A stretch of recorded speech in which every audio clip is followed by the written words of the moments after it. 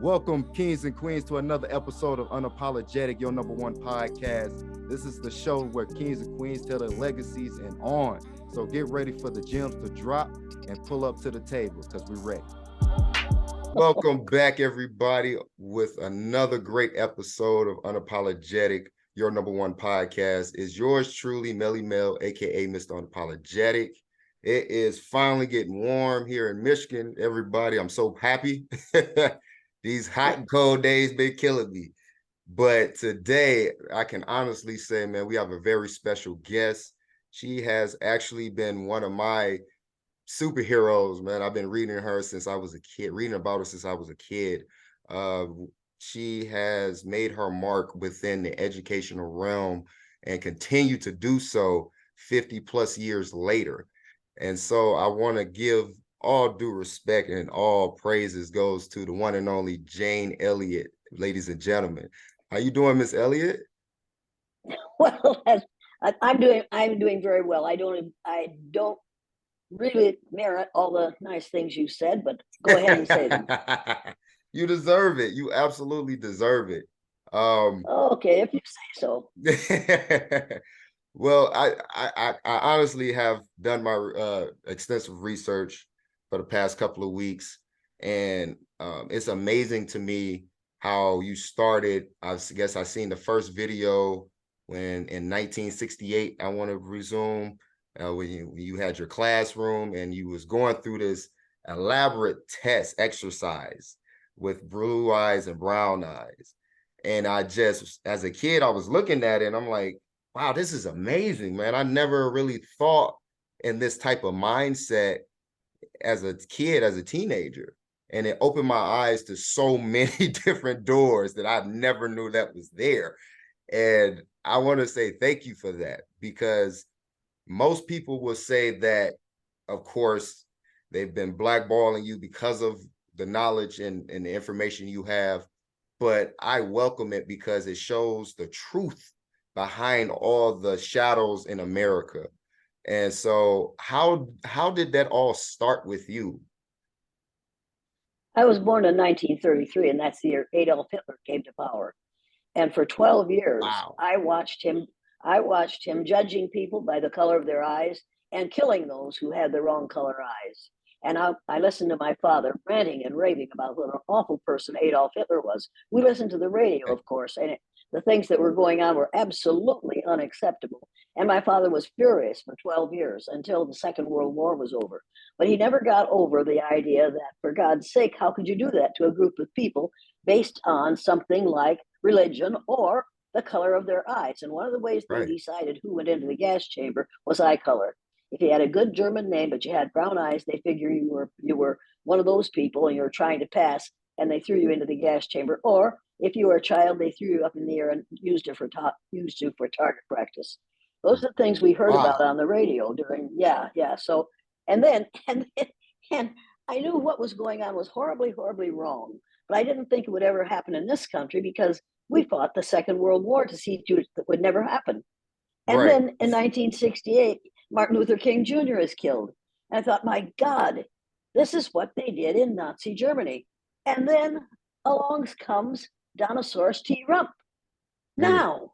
And he is taking his, no, you have to call him that because he thinks like a dinosaur. He has a face that looks like a rump. He has a mouth that looks like an anal aperture, and every time he opens it, he expresses excrement.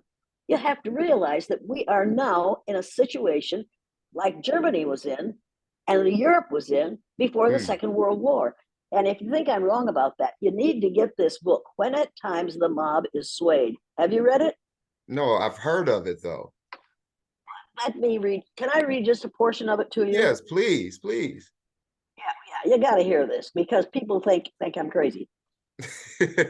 Donald Trump, Donald Trump's channeling of Adolf Hitler's rhetorical techniques is profoundly dangerous to American democracy. Not because of Trump's ideas, wrong-headed as they may be, his ignorance, profound as it is, or his disdain for people who do not look or sound like him, ugly as he makes it appear. It is dangerous because the 45th president, by following Hitler's playbook, risks unleashing forces of ignorance, anger, misogyny, racism, xenophobia, selfishness, bigotry, fear, and greed that once set free can unravel the social fabric of a nation. And here it says that in his bedside table in a locked drawer, he has a copy of Adolf Hitler's collected political speeches published in 1941 as My New Order. Wow. So when yeah, you got to read this book. You don't realize what's going on or what's being done to you until you Wow. realize how really foolish this man is, how really ignorant he is, and how really unable to think clearly he is, because he thinks the way Adolf Hitler did. Adolf Hitler was that is his idol, is Adolf Hitler. So That obviously I have a hard time with him. that's incredible. That's crazy, because you have a lot of Trump supporters and people who believe that he would have been a better choice than Joe Biden because of how strongly he voices his opinion, as they call it. But wait a minute. Opinions are easy. Everybody has some, and they're cheap. You can have an opinion without having any facts whatsoever. You can have an opinion, and as long as you're loud enough, people will listen to it.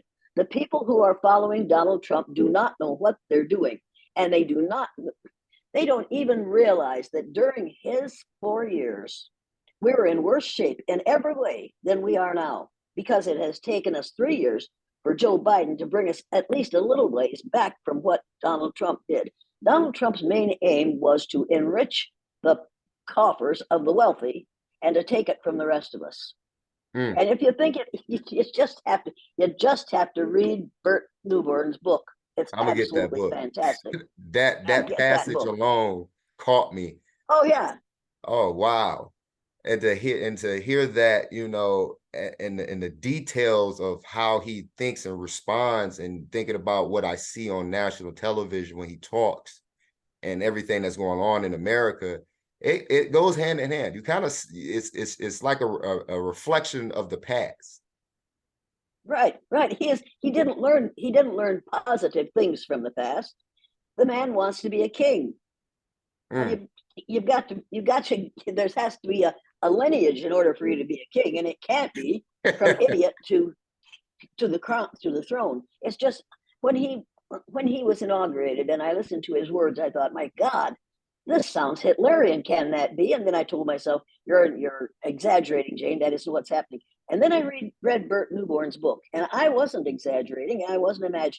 I was Yeah. seeing what my father saw in 1933. And then I was raised on a farm in Northeast Iowa where there were no people other than what we call white. It took me 50 years to realize that there are no white people, and there are no black people, and there are no yellow people, and there are no red people. We are all shades of brown, and we are all 30th to 50th cousins. There are no white people. We do not exist. That isn't, it's just, and I think people don't realize where this whole thing came from. During the Spanish Inquisition in the 14 and 1500s, a man named Torquemada, who was a general in the military, decided he was determined to turn everybody into Catholics. And he was going to kill people who weren't Christians and turn the Christians into Catholics. He had killed 2,000 people. Yeah, he had killed 2,000 people, almost 2,000 people, before somebody reminded him that many of the people he had killed were Christians. And then he realized you can't tell what a person's religion is by looking at them. So he had to find a way to determine who deserved to live and who deserved to die just by looking at them. So he decided he'd set upon skin color.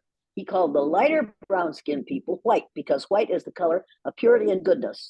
He called the darker skinned brown people black, because black is the color of savagery and evil. Now, he put us at polar opposites by doing that. White people are pure and good.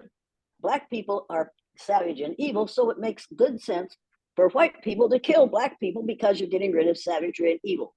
That has been going on ever since the 1500s. Now, the word race, people say to me, well, it's always been this way. No, it hasn't.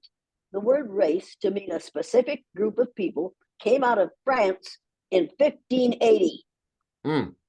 Before that, there was no word race, meaning a specific group of people. This hasn't been going on for thousands of years. This has been going on for less than 500 years. Now, think Wow. about that. The idea of black and white people has been going on for less than 500 years. Did you realize that Jesus was an Ethiopian Jew and that he Yep. had curly, kinky, woolly hair and feet of bronze? Now, what we call white folks don't want to kneel and pray to somebody who has Right. kinky, woolly hair and feet of bronze. So we did what we call so-called white people do. We changed the environment to fit our needs. That's one of Mm, the main differences between what we call white people and what we call black people. When white people come into a new environment, they immediately change the environment to fit their needs. When black mm, people, as we call them, come into a new environment, they change their needs to fit the environment. And that's exactly what people have been doing in this country for the last 300 years. It's time to put a stop to this nonsense. You and I are 30th to 50th cousins because if we trace our DNA back far enough, we both came from the same place, a country on the continent of Africa. And the only, yeah, I like it. and I know that, yeah, well, hey, ye shall know the truth and the truth shall set ye free. I'd like to be freed of the shackles of racism. Amen. Amen. A, women, a women, a women. You got to stop saying amen. Oh A yeah, women. a women, a women. And the But whole thing is ridiculous. I and it's crazy because you've been telling the truth for decades. For example, you were a guest on the Oprah Winfrey Network. You was on CNN. New York Times did a piece on about you. NBC News. I mean, the list is vast, and it's like, do you feel like you made a big impact in the years that you have been dedicated to speaking the truth and telling people the truth? Does it seem like Did a things whole lot. have changed? Wait a minute. Did a whole lot of people vote for Donald Trump? Then Yes. I haven't made a big enough difference. Then I haven't made a big enough difference.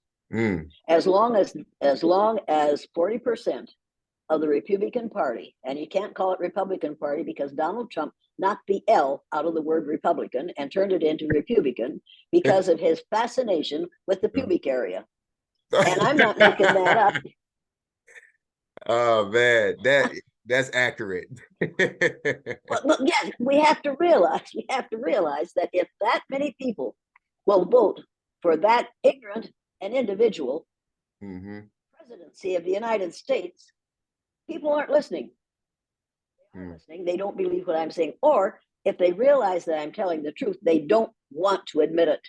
Because the number one fear in this country today is the fear of white male, what we call white males, because they know that they are soon going to be, within 20 years, they will be a numerical minority in the United States of America. And they will do anything they have to do to not become a minority, because we know how we treat minorities. So what Mm. they're going to do is put someone in power who will put a wall on the southern border of the United States and say, before he builds the wall, we've got to keep those brown skinned people out of here because brown skinned people reproduce too rapidly. He said that before he built the wall. And then he turned around and said, we've got to stop these abortions. So he closed as many Planned Parenthood clinics as he could because he's so idiotic as to think that the only thing that happens in Planned Parenthood clinics is abortions for white women. That's not what happens in Planned Parenthood clinics.